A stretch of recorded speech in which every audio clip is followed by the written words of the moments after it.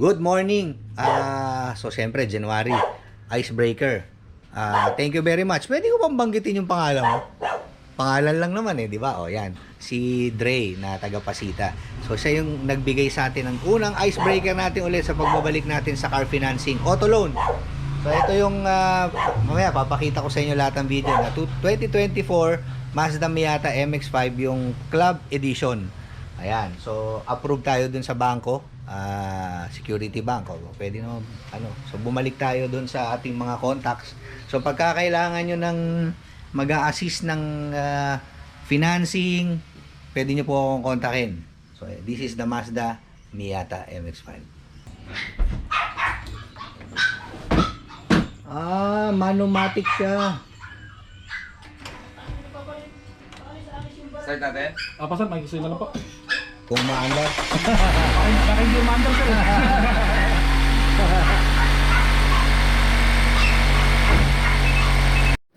Regarding po pala sa financing, if ever employed po kayo, ang mga requirements po natin, COE, ITR, 2316, 2 valid government IDs, proof of billing. Ngayon, kung spouse nyo may trabaho, same requirements din.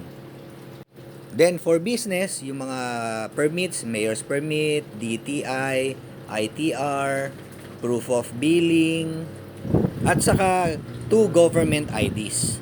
Sa business, nire-require din pala ng bangko yung at least 3 to 6 months latest bank statement.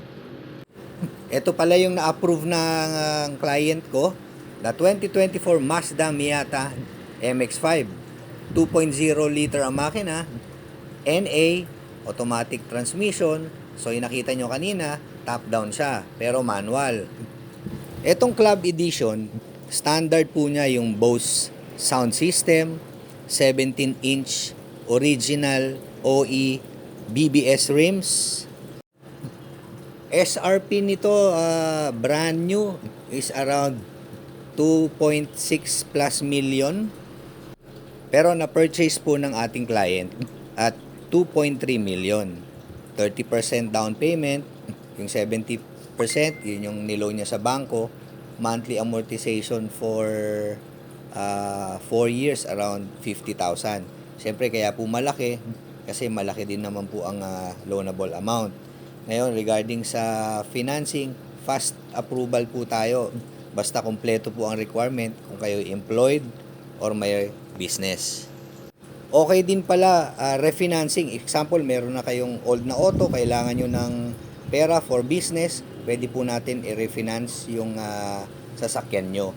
Ganon din po ang requirements. You can message me anytime.